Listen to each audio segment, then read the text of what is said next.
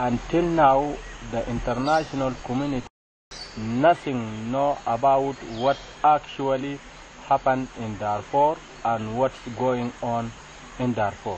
They don't know who is Minni, and they don't know who is Umar al-Bashir, and they don't know who is Zagawa tribe. They are all supporting Abdul Wahid, and they are supporting with Abdul Wahid wherever and whenever he be. Everything they have, and now they don't have anything. Now they don't have even clothes. They don't have even clothes. They don't have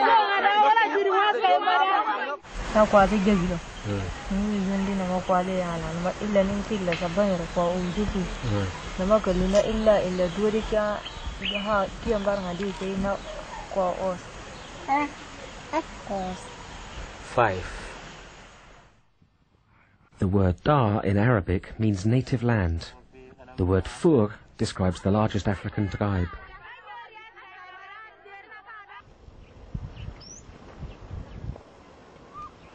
These mountains are the largest reservoir of water between the two river systems of the Nile and the Niger. Thanks to water, this part of the country grows and flowers and is therefore of strategic importance for Arabic tribes who migrated here decades ago. They very soon became aware of the fact that water reserves were in drastic decline and that the Sahara Desert was expanding. To je voda. This is the water. That's what these people are protecting. The water is what the world is fighting today and what will be the conflict in the future. These people, indigenous African farmers, the Fur of ancient descent, are in greater danger than other Darfur tribes. All the other tribes living in the desert covet their water. All the neighbouring countries want their water.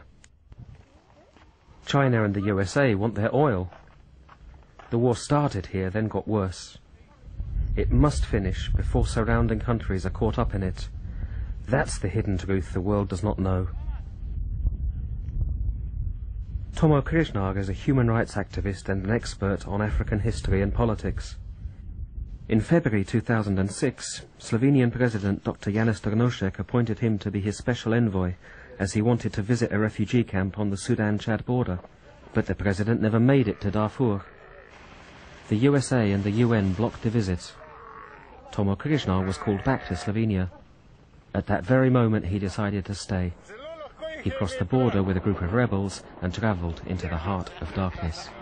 Instead of going mad, he found himself driven to speak out and tell the truth about Darfur.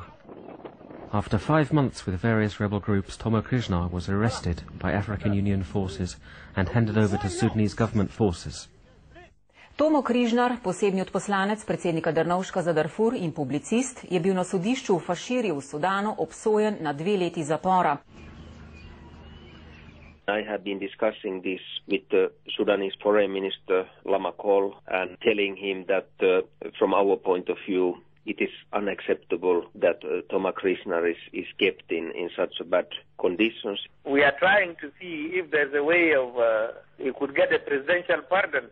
Darfur, a mostly desert area, landlocked and far from the sea. But it is no longer a forgotten region. All this land is now divided into oil concessions, with more than 20 international companies fiercely competing over it.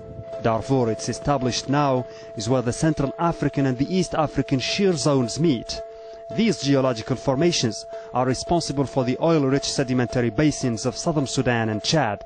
Today, a Chinese-made pipeline is transporting oil from the Sudanese side to the Red Sea for exportation to China, while a $4 billion pipeline by Exxon and Chevron is taking Chadian oil to the Atlantic shore for exportation to the US.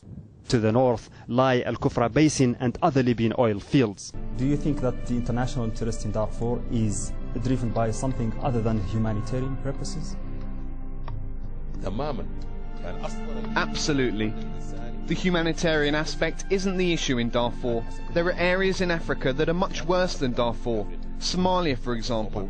There's no comparison between Somalia and Darfur. In Congo, the United Nations speaks of millions of people being killed there. There's no comparison between what's happening there and what happened in Darfur. These are all pretexts, just like the weapons of mass destruction in Iraq.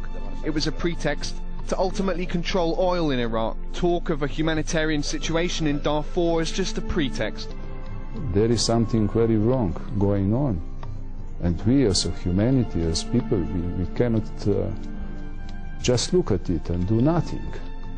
Because I'm worried about the situation. If there is another war, this will be a major crisis. Not only for the region, not only for the Middle East, but for the world as a whole.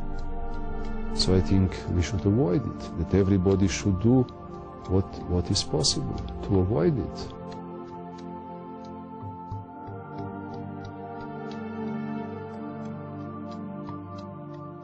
Darfur, A War for Water, showcases the humanitarian catastrophe of thousands of exiles invading the southern frontiers of the EU.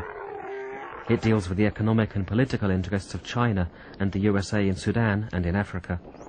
The film is based on 40 hours of exclusive and unique material, illegally and secretly filmed in refugee camps in Chad and the western Sudanese province of Darfur between February and September 2006. There are many people in the world who do care for you, who will try to help you.